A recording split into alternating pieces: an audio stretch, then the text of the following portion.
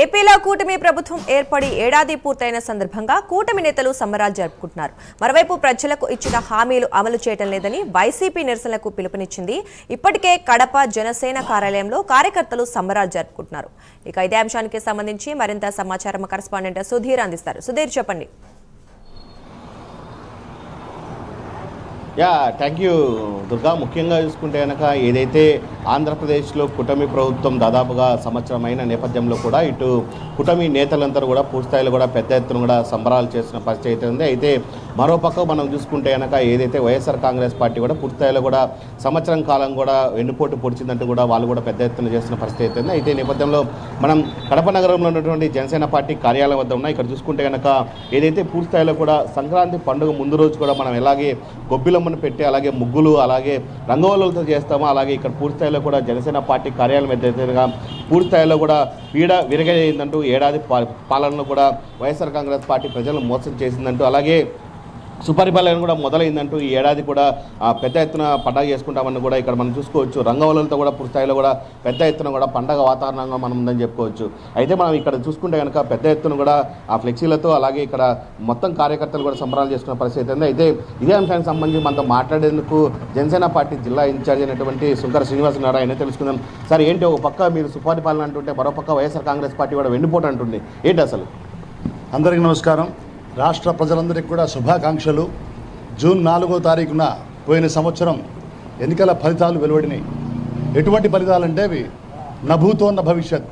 అంటే ప్రజలు గత 5 ఏళ్ల పాలనని ఏ విధంగా అరాచకమైన పాలన, విధ్వంసకరమైన పాలన, అవినీతి పాలన అని ఏ విధంగా బాధలు పడ్డారో ఆ బాధల నుంచి ఎప్పుడైతే 164 సీట్లతో విజయ దుందుబి మోగించిందో కూటమి ఎప్పుడైతే చేసిందో ప్రజలంతా కూడా ఆ రోజు ఆనందించారు. ఆ రోజు పండుగ చేసుకున్నారు. ఆ రోజు ఒక సంక్రాంతి. మా నాయకుడు శ్రీ పవన్ కళ్యాణ్ గారు చెప్పినట్టు, ఈరోజు ఆయన ఆదేశించినట్టు ఈ రోజుని మనం ఒక బ్రహ్మాండమైనటువంటి ఒక పండుగలాగా చేసుకోవాలి. ఉదయం అంతా కూడా మనమంతా ముగ్గులు అన్నీ వేసుకొని సంక్రాంతి పండుగలుగా చేసుకొని మన ఆనందాన్ని ప్రజలందరికీ వ్యక్తపరచాలి, ప్రజలతో పాటు ఉండాలి, ప్రజల విశ్వాసాన్ని నమ్మకాన్ని మనమంతా పొందాలి అని మా నాయకుడు చెప్పినట్టుగా ఈరోజు ఈ యొక్క జూన్ 4వ తారీఖుని మేము పండుగగా చేసుకుంటున్నాం. అలాగే ఈ జూన్ 4 ఎటువంటి ముఖ్యమైనటువంటి రోజు అంటే ఈ కూటమి రావడానికి కూడా, ఈ యొక్క విజయం రావడానికి కూడా, నరేంద్ర మోడీ గారి ఆశీస్సులు రావడానికి కూడా మా నాయకుడు పవన్ కళ్యాణ్ గారే కారణం. మా నాయకుడు పవన్ కళ్యాణ్ గారు ఎప్పుడైతే ఆయన చెప్పాడో ఇప్పటం సభలో నేను ప్రతిపక్ష ఓటు చీలనివ్వనని చెప్పాడో అదే మాట కట్టుబడి, అలాగే నిన్ను అధపాతాళానికి తొక్కుతాను జగన్ అని చెప్పాడో ఆ మాటను కూడా నిజం చేస్తూ తనను తాను తగ్గించుకుంటూ తన సీట్లని కూడా తగ్గించుకొని ఎంతోమంది ఎన్నో రకాలుగా విమర్శించారు, ఎన్నెన్నో అన్నారు, అన్ని మాటలు పడ్డాడు ఆయన. అలాగే బీజేపీ వాళ్ళు కూడా ఈ కూటమి వద్దు, ఈ యొక్క పొత్తు వద్దు అని కూడా వాళ్ళు ఎన్నోసార్లు అంటే కూడా వాళ్ళని ఒప్పించి మెప్పించి వాళ్ళకి ఎన్నో రకరకాలటువంటి పద్ధతులతో ఆయనకి మెప్పించాడు. ఈరోజు కూటమి ఇలా వచ్చింది అంటే దానికి ఒకే ఒక కారణం, ఒక గేమ్ చేంజర్ లాంటి వ్యక్తి ఒకే ఒక శ్రీ పవన్ కళ్యాణ్ గారు. అటువంటి వ్యక్తి ఈరోజు ఆయనకు నడుము కట్టడం వల్లనే ఈరోజు మన రాష్ట్రానికి విముక్తి లభించింది.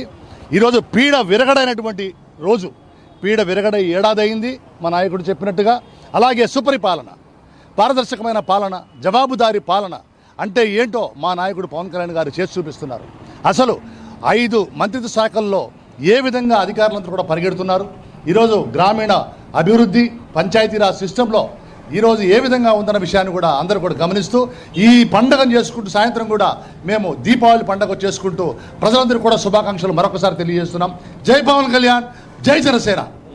మనం మొత్తంగా చూసుకుంటే కనుక ఏదైతే ఏడాది పాటు కూడా సుపరిపాలన అందిందో ఆ రోజు పవన్ కళ్యాణ్ గారు ఏం చెప్పారో అదే ఈరోజు జరుగుతుందని చెప్పి ఈరోజు ఖచ్చితంగా కూడా ఏడాదిలో మొత్తంగా చూసుకుంటే కనుక కుటుంబ ప్రభుత్వంలో ఏదైతే పథకాలు ఇచ్చిందో ఆ పథకాలన్నీ కూడా ప్రజలకు అందుతున్నాయని చెప్పి ఇక్కడ ఉన్నటువంటి నాయకులు చెప్తున్న పరిస్థితి అయితే ఉంది. ఏదేమైనా చూసుకుంటే కనుక ఖచ్చితంగా 4 సంవత్సరాల పాటు కూడా కుటుంబ ప్రభుత్వం అలాగే జనసేన అధినేత ఎటువంటి కార్యక్రమాలు పిలిపించినా మేమందరం కూడా ముందెళ్తామని చెప్పి నాయకులు చెప్తున్న పరిస్థితి అయితే ఉంది. Thank you.